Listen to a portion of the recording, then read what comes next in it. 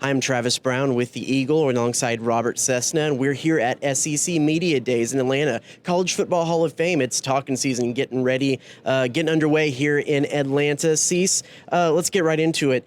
We had Missouri, we had Ole Miss, we had LSU today. What was some of your key takeaways from the conversations with those coaches and players? From those three teams, obviously, we want to focus on Ole Miss and LSU, not only because A&M plays those teams, but they also play them at home.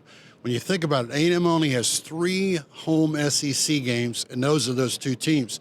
Kelly obviously adjusting to LSU. Everybody wonders how he's going to do after he had success at Notre Dame. Kiffin, of course, couldn't come 2 years ago because of COVID. He's had great success there quickly in Ole Miss. And Kiffin is very funny, very entertaining. So it was fun to hear what they had to say. I talked to a couple of LSU players and Ole Miss players. Of course, they're excited about coming to Kyle Field.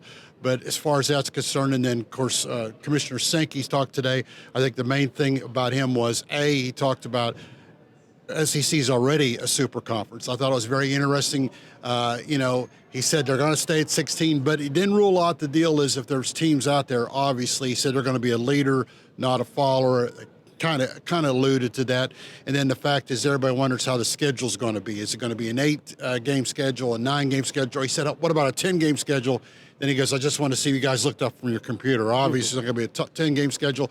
But I think one of the interesting things today that everyone talked about was NIL. And I know you've followed the NIL very closely at the Eagle, talked to a lot of people even before we came down here. So I know you were intrigued by some of the thoughts of what happened today with NIL. Yeah, the thing that actually caught my attention the most was the fact that I think everyone has said if NIL is going to be standardized, of course, that's the thing that Nick Saban, Jimbo Fisher were ultimately kind of quarreling about, is that they want standardized NIL laws instead of the 28 different states that have laws currently right now that allow different types of NIL compensation and players and coaches to do different types of things. Everyone wants it uniformed. The most natural, logical expectation of what could happen would be that the federal legislation comes in. Congress passes a law, passes guidelines similar to what the states have done, and then everybody can follow that law. But with all the things that are going on in the government right now, whether it be the war in Ukraine, whether it be inflation, whether it be the midterm elections, college athletics isn't really high on a lot of people's radar, understandably. So what they have done is they have had conversations to maybe start lobbying, having conversations with the state legislatures within the Southeastern Conference so that maybe they can have uniform laws within the states that encompass the SEC, so that you don't necessarily have these quibbles between SEC coaches, because everyone, at least in the SEC, is playing by similar rules. Yes, does some kinds of laws have different recruiting or different advantages to players, and maybe you could recruit players with better, more favorable NIL laws? Yes, but it's also the SEC, and as he said, they're already a super conference. Players want to come here anyway, so if everyone's playing by the same rules, it seems to be like a no-brainer. Now, we're talking politics, so whether that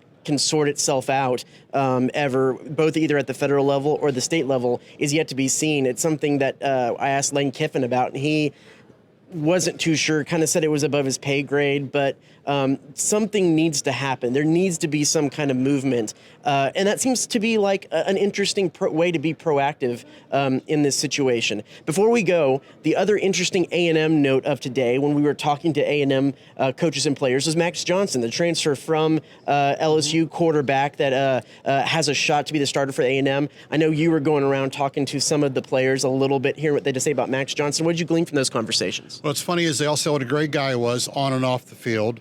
They talked about his character and how gritty he was. I'll have to go back and look at my notes. One of the guys said, you can knock him down time after time after time.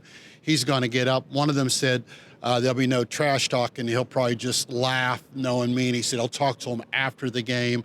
But they were all very complimentary of Max Johnson, wished him the best.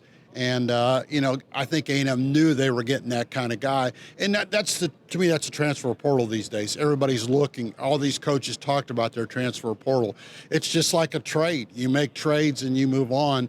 And so it'll be interesting to see if Max Johnson can earn that starting role, because two of the players, one of the players was the defensive end, albeit I'll mispronounce his name, but he said that he wouldn't talk trash to him. He said, I think they respect each other too much. Yeah, I said he'd go give him a hug after the game, even though he wanted to sack him.